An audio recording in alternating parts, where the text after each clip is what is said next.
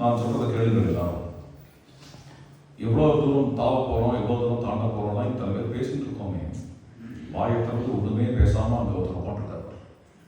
ததப்பகீதம் பவதாம் வரிஷ்டம் ஏகாம் தமாஸ்ருத்யே சுகோபவிஷ்டம் சஞ்சோதயாமாச ஹரிப்ரவீரம் ஹரிப்ரவீரா ஹனுமந்தமேவே. அவர் ஏகாந்தமாக உட்காந்துருக்கார். இந்த உத்தராகண்ட கதையெல்லாம் இங்கே சொல்ல மாட்டாங்களா? அதாவது ஒரு ரிஷிகள்லாம் சந்திச்சுட்டா, அதனால அவர் அவரோட பொட்டன்ஷியலே அவர் மறந்துருந்தார், அது எதுவுமே சொல்ல மாட்டாங்க.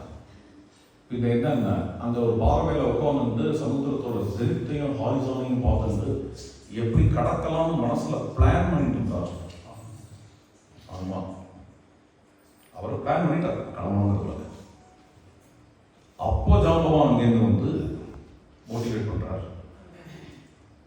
என்னென்ன,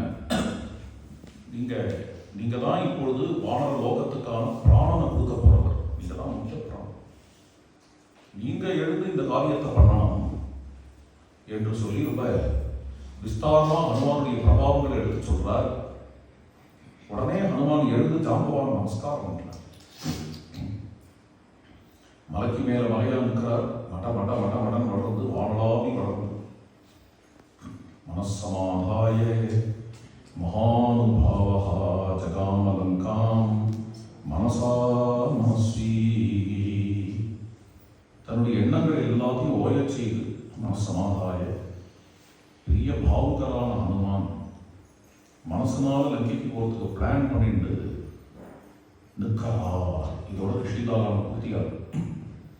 நாளைக்கு இன்னைக்கு சுந்தரகாண்ட பாராயணம், நாளைக்கு சுந்தரகாண்ட உபன்யாசம்.